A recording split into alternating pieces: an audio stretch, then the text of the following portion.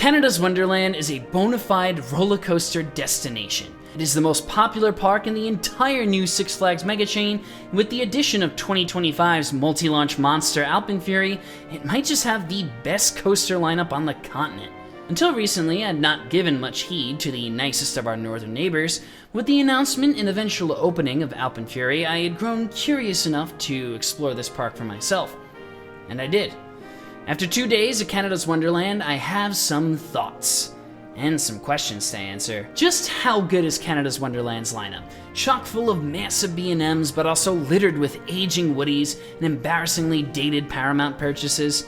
Does their most recent headlining attraction truly usurp the park's former number ones? And is it worth the 3-hour wait? Is this park truly as good as its reputation suggests? Well, that's what I'm planning to answer in today's video.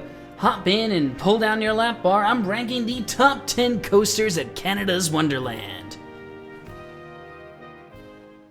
So, Canada's Wonderland has a deep lineup with 18 operating coasters.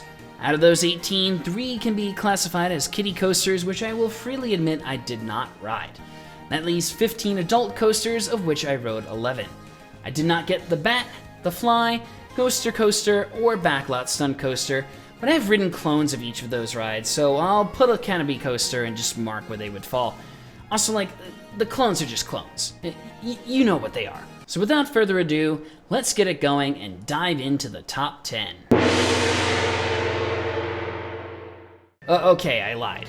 But we might as well talk about the one coaster that didn't make the top 10, right? And to no one's surprise, the pile of trash bringing up the rear is the old school SLC flight deck. I bet you saw this coming, didn't you? All aboard the pain train. I hope you're prepared for the conductor to punch you a ticket. This is an old school SLC with the original torture instruments, which rest a few microns from your ears and constantly remind you of their presence throughout the ride. Every spine-shaking inch of that horrendously manufactured layout. To put it simply, this thing hurts. My poor friend James, who had the dubious honor of experiencing his first SLC with Flight Deck, remarked that the constant headbanging made it impossible to even process the ride. It was just drop, pain, done. Being held in the station during a minute-long earthquake would have provided a similar sensation. The Flight Deck's gunmetal gray scheme almost wants to fade into the history pages of the park's lineup. The coaster absolutely screams Paramount, an out-of-place relic of a bygone era. And if the chain now weren't run by the cheapest motherfuckers alive, it would almost be a definite goner. It certainly wouldn't be missed. I will give it some credit though. The theming through the abnormally long queue line is surprisingly well done. And though Flight Deck does track quite poorly, it doesn't have the horrendous front-to-back shake that ruins some other SLCs in the local region. Though it will beat you up and take your lunch money, the sheer absurdity of a Vekoma SLC gets me laughing every time. And so I still enjoyed it. Enough to ride it twice. 3.75 out of 10. We get into the top 10 proper with Wildebeest. Remember Grizzly at King's Dominion, but back when it sucked? That's what we have here. An untouched park original, an emeritus professor who teaches a wonderful lesson on how not to age gracefully. I had heard bad things coming in, but as soon as we hit that first valley, and I felt the destructive power of an East Coast earthquake channeled right into my tush, I knew what I was in for. Pain. Wildebeest's inexpressibly punishing layout dishes out roughness with a ferocity I had not experienced in a long time. It's just it gets into your bones. After the biblical pain of the first valley, the train rounds a bouncy turnaround, and everybody on the train awaits the remaining layout in dread. And guess what? It gets worse. Luckily, the shakiness does get a bit more tolerable as the train bleeds off speed on that final return run, and once you get used to your insides being liquefied in a blender, the awesome Grizzly layout is still there. There are some moments of relatively wild airtime and lateral kinks, and strong laterals on the turnarounds, especially that unhinged final horseshoe. So, despite the brutality, I came off liking the thing. Maybe because I've experienced the full potential of this layout, I can't help but feel a bit biased. Come on, Gravity Group. Once you finish up with Mindbuster, please hop over to the other side of the park and work your magic. Congratulations to the King of Shit Mountain. Or should I say Wonder Mountain? Okay, maybe that's a bit harsh, but Wonder Mountain's Guardian is a bizarre contraption that left me more bewildered than impressed. This unorthodox pairing of a subpar shooting dark ride and the barest skeleton of a roller coaster has its fair share of haters, and I understand the sentiment, but at the very least, I found Wonder Mountain's Guardian entertaining. The coaster section is entirely pointless, and I could barely tell what was going on during the shooter sections. It seems like a bit of a miss to design a shooting dark ride where you can't even see your score. But there are two aspects of Wonder Mountain's Guardian that redeem the experience. Firstly, the ride has an undeniable charm to it. It's silly and it doesn't take itself too seriously, which makes the whole thing fun. And secondly, the spoiler alert drop track at the end is a legitimate thrill. It's punchy and fun, and the main reason why I would give this ride a second glance. Better than a Boo Blasters, at least. After Wonder Mountain's Guardian, I would likely slot the clones. All are decent, but nothing to write home about. The wild mouse species that the Fly belongs to is always a decently fun time, though this particular installation trims like a mofo based on the Alpenfury cue, so boos all around there. Unfortunately, CW's bat is not a clone of the celebrated Arrow Suspended, but a bog-standard Vekoma boomerang with the old restraints, which is also nothing to write home about. Damn. Imagine this park did have a clone of the bat, though. That would be sick. Then there's the Ghoster Coaster, which is the one coaster I regret not riding. These family woodies are surprisingly fun given their compact size. Backlot Stunt Coaster is likely the best of the lot, with a decently punchy launch and a shockingly powerful helix that impresses me every time I ride one of these things. The rest of the ride is rather pointless, especially when the effects don't work. Next. Had I visited this park before 2025, this formerly infamous park original may have had a much different ranking. But after the Gravity Group was able to get that outward leg under the knife, we're now presented with Two-Face the Ride. Slap on some DC theme in Canada's Wonderland because I can't think of a ride with a more split personality than 2025 Mindbuster. The reinvigorated outward leg is honestly brilliant. Like the other pre-cut Woodies, Mindbuster runs smooth as glass and dishes out some exemplary floater airtime. Then you hit the turnaround and everything falls apart in gut-busting fashion. Yes, it hurts. But the pain didn't really set in to me on the ride because I was laughing so hard. That juxtaposition is peak comedy. Beyond the coaster equivalent of speeding over a cobblestone road, the return run is also pretty forceless, but I'm sure the Gravity Group will correct that later. Mindbuster's ultimate act of brutality arrives at the concluding helix, which feels like the Beast's finale if it manifested as a sleep paralysis demon. It's so rough and so chaotic that it crosses over from the worldly into the ethereal. And it was incredibly memorable. In its current state, Mindbuster is an obvious work in progress, and I look forward to seeing the finished product once the retrack is complete. But in the present day, Mindbuster definitely leaves an indelible impression. For that, I salute it. Here we ascend a rather significant leap in quality. Despite the somewhat lackluster reputation of the park's lower echelon, I didn't find most of the supposed dregs of CW's lineup to be that bad. In fact, I would venture to say that all the coasters from here are just straight up good. And we start off the solid supporting cast with Dragonfire, a very decent arrow looper. Many arrow loopers have a bit of a reputation, and the fact that this 1980 double loop double corkscrew manages to generally escape criticism left me feeling optimistic going in. And yeah, it's pretty fun. Dragonfire looks rather unimpressive today and seems especially puny juxtaposed against the brake run of Leviathan, but this 45-year-old classic holds commendable pacing throughout its short but sweet layout. The first drop is nothing to write home about, but builds decent speed, and those two loops are dispatched with momentum and whip that only a well-designed arrow looper can deliver. Excuse me. Having a bad day today, I guess. The speed continues through those counterclockwise corkscrews, which are genuinely forceful and dizzying as a result. A solid helix finishes off the ride with respectable laterals, and as the train pulls into the station, you come to the realization that Dragonfire managed to pull all of this off in relative comfort. This is one of the best tracking arrow loopers I've been on, and it's nearly devoid of horrendous transitions. At least, I thought so, but I am an arrow fanboy, so your mileage may vary. It's really fun. and it's absolutely worth the non-existent wait even on a weekend. 6.75 out of 10. What I would do for a walk-on arrow looper at one of my home parks. The placement of this family-oriented powered mock near the outskirts of my top 5 may seem a little odd, but Thunder Run is just 2 laps of pure serotonin.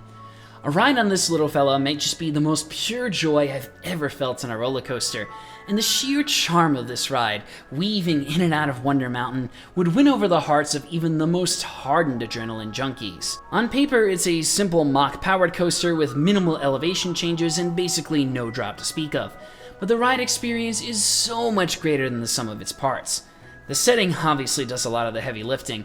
From the moment the train pierces into Wonder Mountain, slowly and steadily gaining speed, the claustrophobic tunnels and lovely indoor light show make the whole thing feel a lot faster than it actually is. And those factors definitely elevate the sense of speed, but honestly, for a powered coaster, this thing actually hauls. That indoor helix, and especially the turn to the station, dish out some pretty powerful laterals. And the station flyby is always fun. The whole ride is a consummate example of the Space Mountain effect. It's a coaster that would offer decent thrills independently, but becomes a great ride through an incredible setting and ride experience.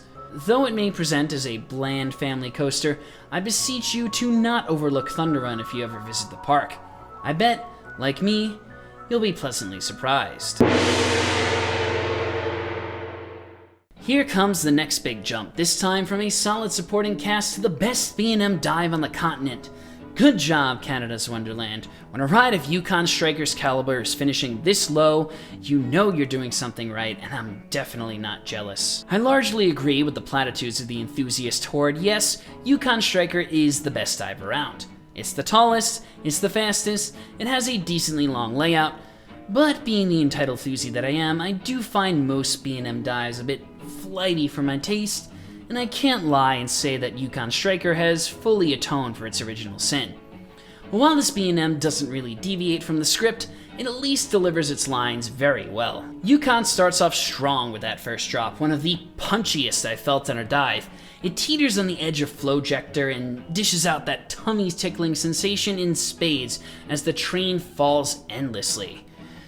But the pullout from that drop, diving under the water and piercing through Vortex's final helix, is what really sets the tone. The positives really separate Yukon from the rest of its brethren. In fact, let's just skip ahead past those meh inversions to my favorite part of the ride. A simple vertical loop taken at a speed that looks fake from the grandstands.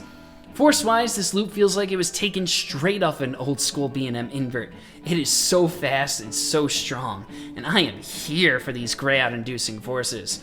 The pull-out to the Immelman that leads to the mid-course is similarly strong and caps off a more than satisfactory first half. Then the closing movement, outside of a decently chucky post-mid-course drop, is pretty nothing. That ending helix lacks the coaster's previously demonstrated power. I guess old habits die hard, but a little of that dive coaster DNA is not too much to complain about. Maybe with the mid-course turned down from its current death grip, the closing coil would pack more of a punch. Then the drop would probably toss you into the lake. Seems like a worthy trade-off to me. Before we continue, an urgent update. 3 hours of surveillance in Alpenfury's queue line has helped me to uncover the culprit behind the premiere launch's woeful capacity. In the corners of the queue, I uncovered a note. It was addressed to premiere rides from Dan Snyder, former CEO of Six Flags and disgraced Washington Redskin Potatoes owner, likely looking to tank Six Flags and offend the local Native American population. I also uncovered a similarly penned plan to demolish Behemoth and replace it with a Vekoma Super Boomerang. Please like and subscribe to the channel, and I will work with my connections to deliver Mr. Snyder to justice, and bring much needed shade to Alpenfury's queue. Thank you. Now, developing a ranking for the next 3 coasters was a pretty difficult task. If you catch me on a different day, I might just put these in a completely different order, so please keep that in mind if your park favorite ends up in the number 4 spot. Overall though, I feel pretty good with how I sorted these out. All 3 are spectacular rides and make up an absurdly strong assemblage of headlining attractions. With that, let's go to number 4. Who does does this asshole think he is putting the Giga at number 4? Listen, I understand that some may balk at Leviathan's seemingly pedestrian rating, but this park is just too damn good. Any of their top 4 attractions would be the unquestioned standout at like 90% of other parks. It's just not fair. I really, really like Leviathan. It comfortably clears Orion and comes surprisingly close to the incandescent brilliance of Fury. As the first of its kind, it is a little rough around the edges, but I was surprised to find just how much of Fury's je ne sais quoi is baked into this layout. Levi's pacing feels absolutely relentless, from the epic and interminable first drop through to the surprisingly forceful hammerhead turnaround. The layout is a blitz, and it feels like it. Thankfully, the airtime matches the pacing too, at least for the most part. Sure, that trimmed camelback is just a bit too high for its own good, but the whoopee overbank and positively wild speed hill more than make up for it.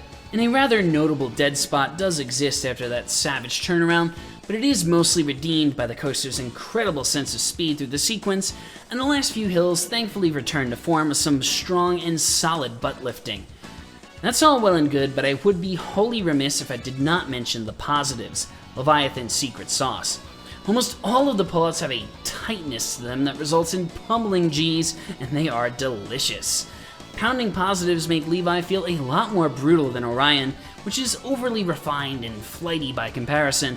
And though it is a bit short and lacks refinement, the rawness of Leviathan is mostly a positive in my book. Sometimes, when you continually refine the recipe, you lose some of that first batch spice. Listen, I will not deny the allegations that I am an Arrow fanboy, but even I was not expecting this 35-year-old suspended to land a podium position. It's just the Bat at Kings Island with the faster lift hill. And the Bat's a great ride, but I wouldn't call it elite. After one morning ride on Vortex during ERT, I really wasn't blown away. Thankfully, I had the foresight to buy a single shot and re-ride Vortex in the very front row at night. And my god, that was a good decision.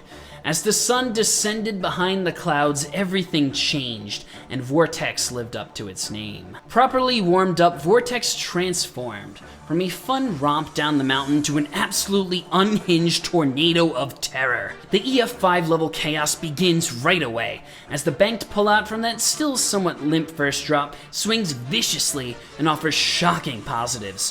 From there, Vortex tears through the park unhindered. The swings regularly exceed the horizontal, careening wildly in opposing directions until you don't know up from down, but every violent swing is accompanied with vicious positives that try to punt your car off the track. It's like the force of that outward helix on the back, but injected into every single element. And oh yeah, that helix is still in this layout. As Vortex tore around the first drop of Leviathan at mind-boggling speed, I began to hear colors and witness sounds. For a glorious 35 seconds, I was transported from the peak of Wonder Mountain to the Rhine River, staring down the drop of the Big Bad Wolf in the formative memories of my past. The Big Bad Wolf was my first roller coaster, and 15 years after its ignominious end, it remains a sentimental favorite. As a result, I've spent years chasing the high of that storied finale. Sure, the Bat came close, but there was still something missing. It was only after I pulled into Vortex's final brake run, hitting the brakes at a 110-degree sideways angle and pendulum oscillating for seconds afterward, that I knew I had found my answer. I had found something better. I had an especially tough time choosing between this and Vortex, but in the end, and to my own surprise, the B&M Hyper wins out. Years after Diamondback forever altered my perception of what a B&M Hyper could be, I had begun to grow jaded by B&M's formulaic and soft-edge coaster model that is always great but never amazing. But Behemoth took my slowly entrenching preconceived notions and threw everything out the window. This forceful, riotous coaster is easily the best B&M Hyper on the North American continent, at least in my mind. In fact, in my opinion, it's not even a contest. Behemoth offers every single upside of B&M's Hyper model with none of the drawback. The formula is dead simple, a non-stop buffet of consistently strong floater airtime, but where other Hypers trip up through weak moments or excessively harsh trims, Behemoth never drops the ball. Trims do litter the layout, but outside of the one trim on that first hill of the return leg, which barely hits enough to be noticeable, they are mere cosmetic decorations. The result is sustained and strong airtime over every camelback. With a very gentle mid-course mixed in for good measure, Behemoth never feels sluggish. Even the tiny little bunny hills at the end pack a surprising punch. It's just glorious. Never-ending airtime with delightful B&M clamshells. I think I'm in love. That's not all though. Behemoth has a few more tricks up its sleeve. First are the long boy trains, which I have lauded at length in previous videos, but I am here to sing their praises again. With the seats spread out over a greater distance, and thus the extreme rows perched further from the center of mass, Behemoth in the back is a whippy delight.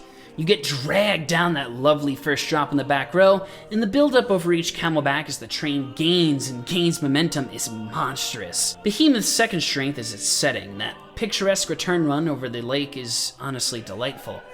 And finally, like its younger, taller brother across the park, Behemoth has been blessed with heavy positives. I don't know what it is about Canada's Wonderland specifically and positive G's, but I support it. The forces are so consistently strong, but even the helixes post-mid-course have a surprising bite. Up and down, this coaster is a winner. Behemoth is an exemplar of its ride model, and the ride experience made me fall in love with the B&M Hyper again. And boy, does love feel so sweet. Okay, I'm sure you little geniuses have figured out what's next, haven't you? Let's not mess around. Number 1. Yes, it lives up to the hype. Alpenfury rocks. I was lucky enough to experience Alpenfury soon after opening, and despite having to endure the absolute hell that is the queue line, my first ride at night in the back car was worth every second of my suffering. This ride is something special, and its strengths are definitely sufficient to vault it over the rest of CW's very strong coaster collection. So let's break down what makes Alpenfury tick. Alpenfury makes its presence immediately known once you enter the park, and it's not just the snow-white tracks shooting at a goddamn Wonder Mountain. This thing roars loudly, like a B&M, almost like an abominable snowman beckoning you to meet it at its lair. I love it. That's not the vibe the station gives off, though. In fact, the whole loading area is decked out in a cute little ski chalet theme that concludes with an adorable station. The trains are aesthetically simple, but the sharp color scheme and the subtle wood on the front makes a decent impression.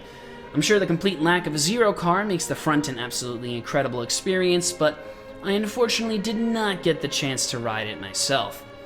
Maybe someday. You already heard everyone bitch about the queue line, and I'm happy to join in on the chorus of boos. Let's not sugarcoat it, waiting for Alpenfury absolutely sucks. I hope that with time the ops will improve and the line will consistently fall below the 2-hour mark. But for now, there are only 2 surefire ways to fully avoid the queue. Either you arrive at the park an hour early and bum rush the entrance, which just means waiting for the ride in a different place, or you shell out an absurd amount of money for a Fastlane Plus and settle for a mere half-hour long wait. No single shots here, though they would be very much appreciated. There's currently a non-functioning machine that is meant to sell single shots outside of the entrance, so I'm sure it will be added in the future. Beyond that, though, you will just have to join the rest of us and suffer in the overstuffed and poorly shaded queue line. And don't try the single rider line, by the way. It moves at an absolutely glacial pace. Eventually, though, you will climb up that brutally exposed staircase and enter the station to finally board. Alpenfury has that fun little train thingy for your loose articles like a Yukon Striker, which is very necessary because the ops will make sure that everything is out of your pockets, even if you have a zipper. Ask me how I know. It is slightly annoying, but I get it, given the coaster's location over multiple paths and midways. The new generation Premier trains are thankfully an improvement over the previous contortionist cages, but they are still pretty tough to get in and out of, and the shin guards are kind of annoying. At the end of the day, though, the lack of comfort collars makes this iteration a big improvement over the previous models. Once situated in the OK train, the ops will dispatch you, and the train will exit the station due right towards Wonder Mountain. And then the chaos begins. A decent initial launch sets a somewhat subdued tone, but as soon as I was dragged into Wonder Mountain with a powerful and entirely unexpected pop of ejector airtime, I knew that Alpenfury had a little more fury than I initially expected. And I can confirm, this coaster is absolutely savage. It really kicks things off with the next element and the undisputed highlight of the ride, a furious rolling launch through the base of Wonder Mountain that dissolves into an incomprehensible tunnel of violet violence. The force of the powerful kicking launch, combined with the claustrophobic cabin, begets a visceral experience that defies human sensation. My first ride, I could barely process what the hell just happened. And the second time, knowing full well what went on in that cavern, my brain still couldn't keep up. Thus, soon after the LSMs kick in, it feels like you are teleported out of Wonder Mountain. And when you're finally able to get your bearings, you're hanging off the precariously perched top hat and staring at the ground from 165 feet in the air. The twisted, stally top hat is absolutely insane, offering a funky sideways hang time that leaves you dangling for your life in a totally unique way.